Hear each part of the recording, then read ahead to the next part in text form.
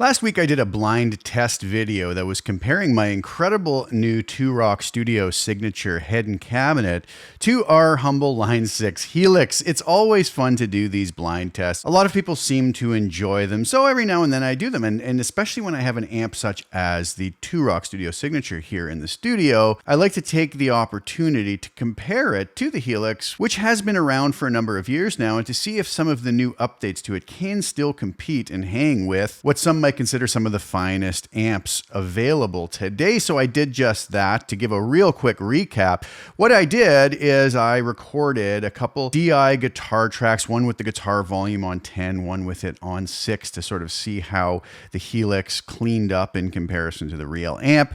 I reamped that guitar DI through the real Two-Rock head and cabinet. I also captured an impulse response of the speaker cab only, the Two-Rock speaker cab, and then utilized that as the speaker cab impulse response with the Helix. And I chose the newest Grammatico GSG 100 amp model that we received in the Helix, which a lot of folks really believe might be one of the finest amps that we have in the Helix. It's kind of in that Dumble-ish territory tonally. And I got to say, it isn't a killer amp model. I took a very short amount of time utilizing that custom IR and dialing in the amp tone to get it somewhere in the ballpark. Obviously, it's not going to be identical. We're dealing with two completely different amps, but somewhere in the ballpark. And then I just put them up as clip A and clip B, asked folks which they preferred and which they thought was which was the Helix, which was the actual real Two-Rock amplifier. So today I'm going to give you the results of that. It was quite interesting.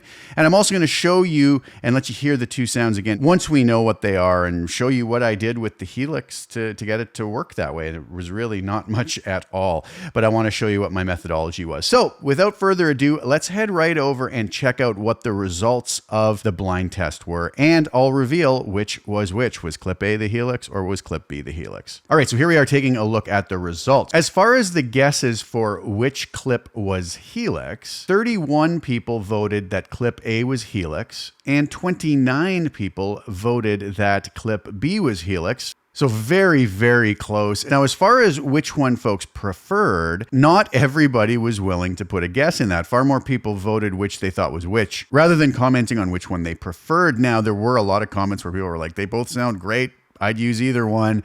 So there was a lot of those comments. I didn't really tally those up, but the definitive preferred A or preferred Bs were, we had 11 people that preferred clip A and 11 people that preferred clip B. So again, back to this 50-50 thing. So I think it was very good results as far as we could say for the Helix to go up against such an elite tube amp and to come out with folks, kind of some people preferring the Helix.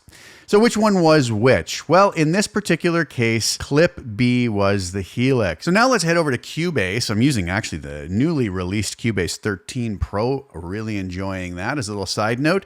So I have a guitar DI up here, and you'll notice on this track here, I have Helix native on. So if I just play you the raw guitar DI, it sounds like this. That's completely unprocessed. Now, when I bring the Helix in, this is the tone you heard when listening to the blind test. So if I open up Helix Native, here we have it. Here is the little Grammatico preset. I don't even know if I can call it a preset. Now, what I did do is I added a dynamic room reverb with these settings on. Reason I did that is because, number one, so it didn't sound so dry.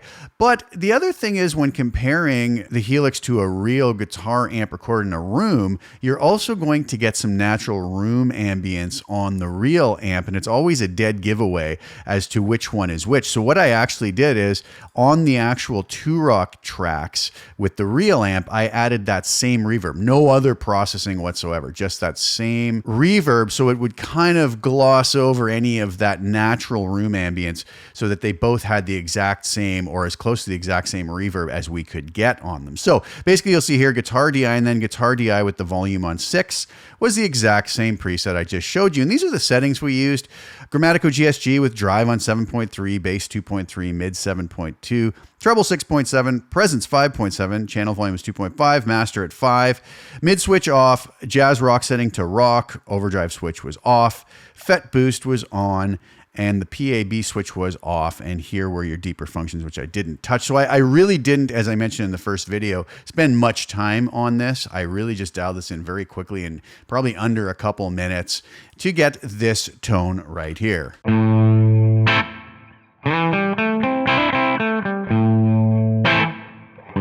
That's the Helix version there. Now down here on this track, when I solo this, this is the 2-Rock with the volume, guitar volume on 10. So those were the two clips you were comparing.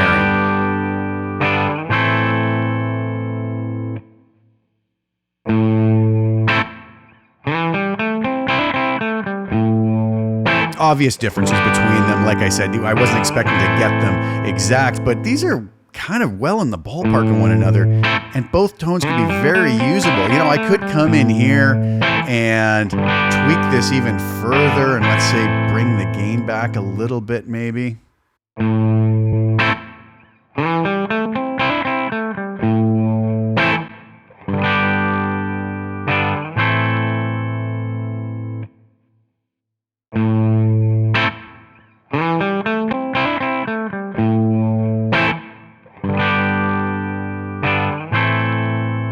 You know, something I like to do sometimes is come in and actually shorten the amount that we're actually listening to.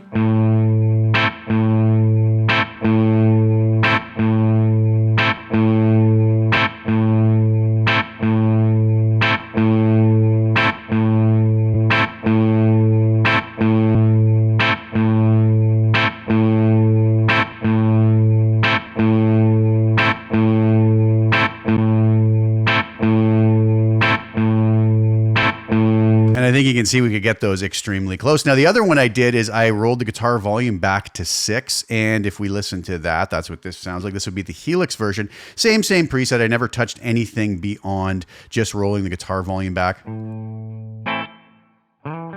Cleaned up beautifully, just like a real tube amp would.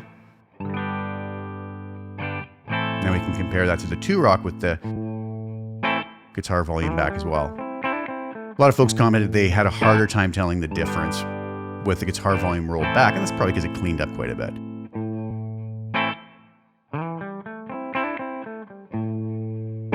But I really think both are extremely usable tones. They sound great, and what a tip of the hat to the Helix for being able to still, after all these years, hang with such an incredible real tube guitar amp.